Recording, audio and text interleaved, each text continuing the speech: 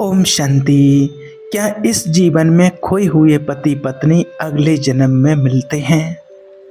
आज हम सभी जानते हैं कि जब यहाँ इस सृष्टि पर इस दुनिया में कोई भी पति पत्नी के बंधन में बंध जाते हैं तो उनको आपस में बहुत प्रेम हो जाता है, स्नेह हो जाता है और अचानक से उनके जीवन में कोई ऐसी घटना घटती है जो पति या पत्नी छोड़ कर के चले जाते हैं।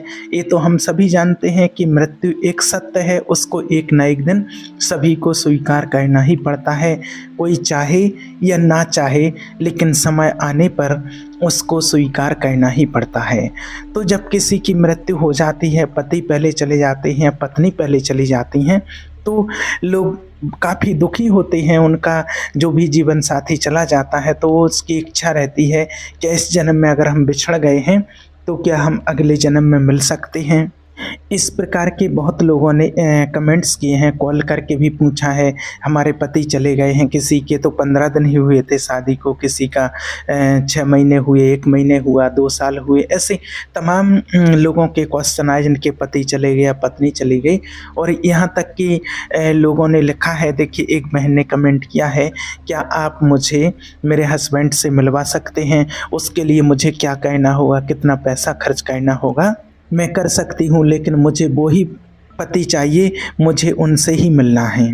और यहाँ एक और दूसरे किसी का कमेंट है, रीना करके हैं, रीना नीमच से हैं, उनका कमेंट है। उन्होंने कहा है कि मेरे पति की डेथ हो गई है, 6 महीने हो गए हैं और मुझे किसी तांत्रिक ने बताया है कि आपको मैं मिलवा सकता हूँ, आपको 21,000 रुपये खर्च करने होंगे और आपको मैं फिर से अगले जन्म में आपके पति से मिलवा सकता हूँ। क्या ये सत्य है? इसके बारे में आप एक वीडियो विस्तार से बनाइए। तो देखिए ऐसे एक नहीं काफ़ी लोगों के ये सवाल हैं और आज दुनिया में भ्रमित करने वाले लोग देखिए इतने हैं। आज आपको बता दें कि जब किसी के परिवार से कोई चला जाता है, उनसे बहुत स्नेह होता है, बहुत प्रेम होता है, तो वो आगे पीछे का सब सुध बुध भूल जाते हैं और पैसा कितना खर्च होगा ये भूल जाते हैं। वो सिर्फ ये चाहते हैं कि किसी न किसी प्रकार से हमें अपने प्रियजन जो चले गए हैं, पति हो पत्नी हो, तो वो सिर्फ मिल जाएं। बस वो यही चाहते हैं और कुछ नहीं चाहते हैं कि सिर्फ वो मिल जाएं और उनसे मिलना चाहते हैं। तो आपको एक सीधी सी स्पष्ट बात बता दूं कि देखो ऐसी इस दुनिया में कोई भी तंत्र मंत्र जादू टोना कोई विद्या नहीं है जो आपको उनसे फिर अगले जन्म में मिलवा सके। ऐसी कोई भी जादू टोना विद्या नहीं है। बस हाँ, मिल सकते, इस सब के लिए पॉसिबल नहीं है कि सभी लोग मिलते हैं। जो यहाँ के बिछड़े हुए पति पत्नी होते हैं वो अगले जन्म में सभी मिल जाते हैं, ऐसा नहीं है। कुछ आत्माएं होती हैं जो मिलते हैं, तो सिर्फ मिलवा सकता है तो आपका कर्म ही आपके कर्म ने ही आपको अभी मिलवाया था और आपका कर्म ही आपको अगली बार मिलवा सकता है।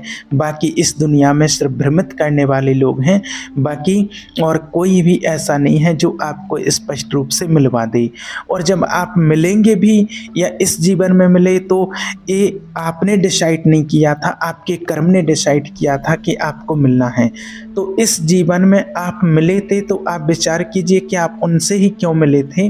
बाकी और भी आपने कितने लड़के देखे होंगे, कितनी लड़कियां देखी होंगी और आज देख भी रहे हैं लोग, कितने 10-10 लड़कियां कैंसिल कर देते हैं, 10-10 लड़के कैंसिल कर देते हैं कि इससे नहीं हुआ शादी, इससे नहीं हुआ, इससे नहीं हो रहा। आज भी कितने लोग इस चीज़ को लेकर के परेशान हैं। तो उसी से मिलते हैं, तो उससे वो आप नहीं मिले हैं, आपको मिलवाया जाता है इस यूनिवर्स के द्वारा, आपके कर्म के माध्यम से। और जब वो समय आ जाता है तभी आप उससे मिलते हैं।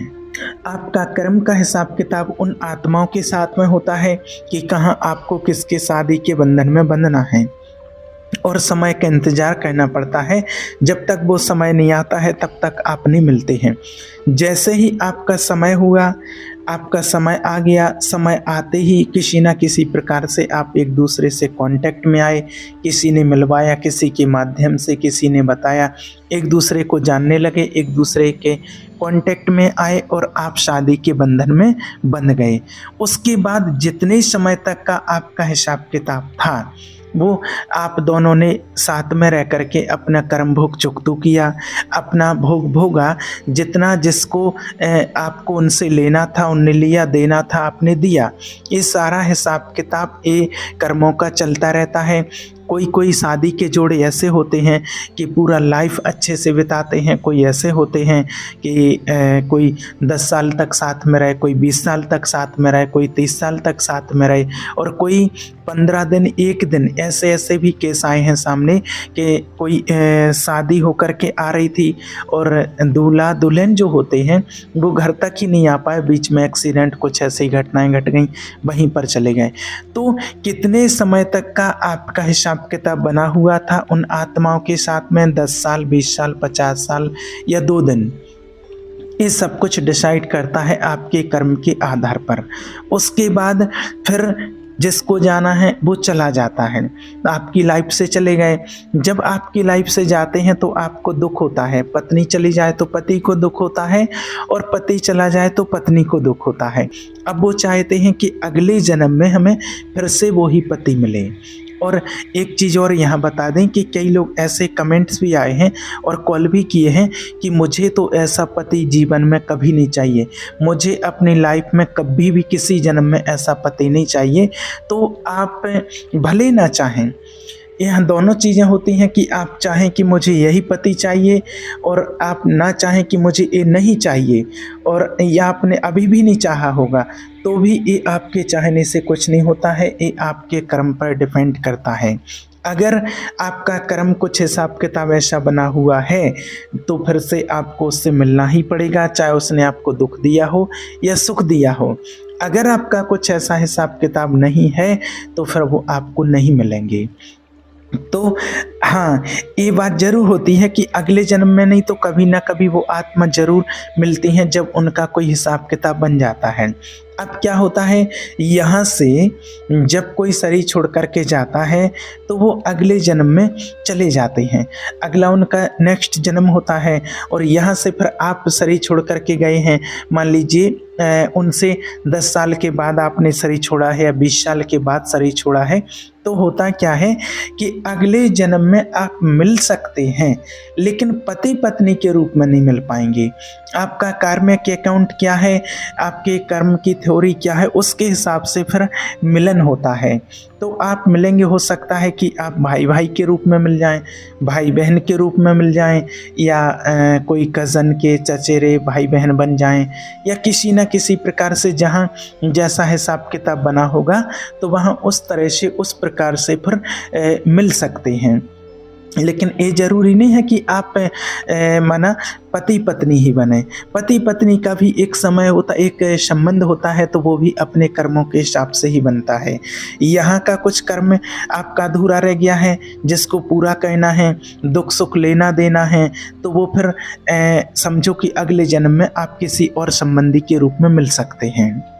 क्योंकि ये आप डिसाइड नहीं करते हैं, ये आपका कर्म डिसाइड करता है। जिस प्रकार से जहाँ जैसे हमारा जन्म होता है तो जन्म के लिए हम डिसाइड थोड़ी करते हैं कि किस माता पिता के यहाँ जाना है, कहाँ जा कर के जन्म लेना है, कौन से हमारे भाई बहन बनेंगे।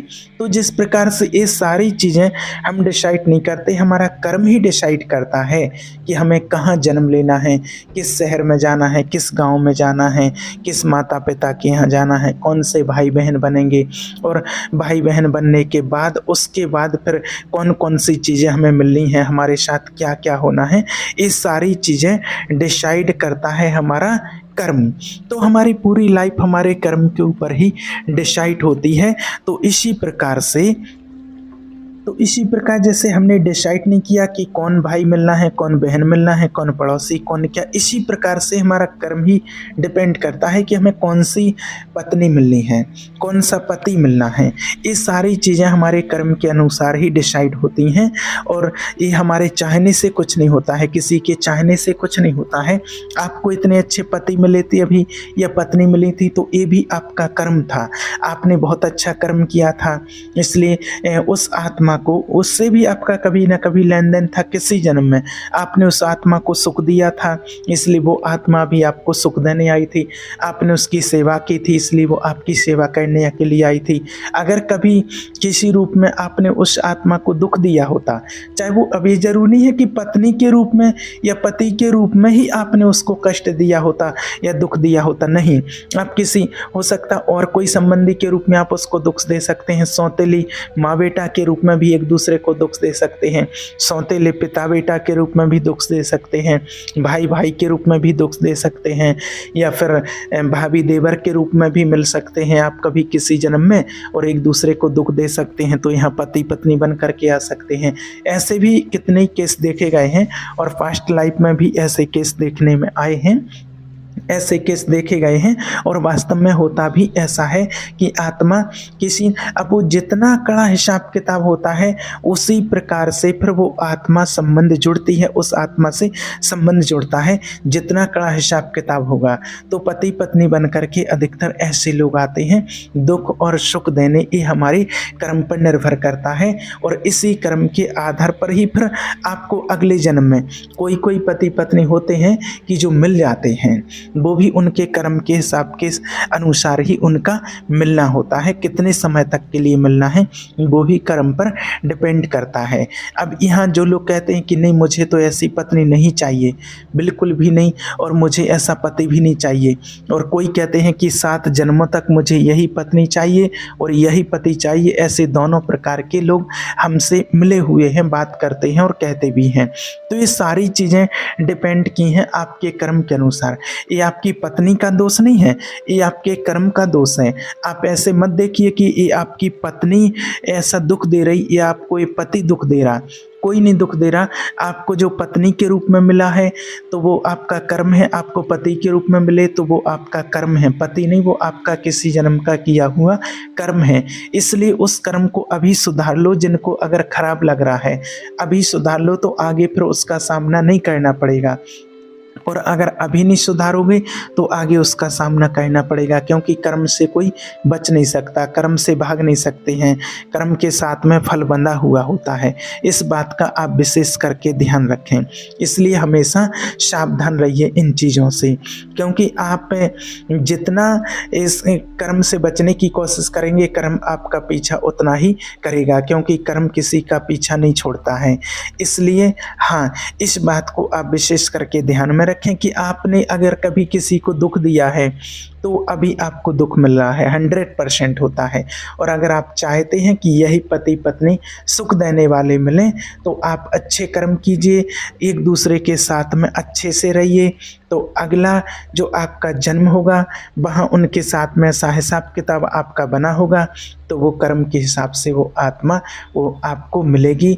वो नेचर कभी ना कभी आपको मिलवाएगा आपके कर्म के ही अनुसार और समय आने पर, क्योंकि समय से पहले कुछ नहीं होता है। समय से पहले आप यहाँ भी नहीं मिले थे और समय से पहले आप अगले जन्म में भी नहीं मिल सकते हैं। जब समय आएगा, समय का चक्र ऐसा होगा और फिर वो समय आपके फेवर में होगा, आप दोनों के कर्म ऐसे बनेंगे तो फिर आप पति पत्नी के रूप में कभी ना कभी मिल सकते हैं। बाकी आत्माएं मिलती तो ज़रूर हैं, कुछ ना कुछ जो हिसाब किताब रहता है तो उसको लेने और देने के लिए, लेकिन वो पति पत्नी के रूप में नहीं होती हैं। वो आपको बताया कि वो आत्मा किसी भी संबंधी के रूप में आ सकती हैं, किसी भी संबंधी के रूप में मिल सकती हैं।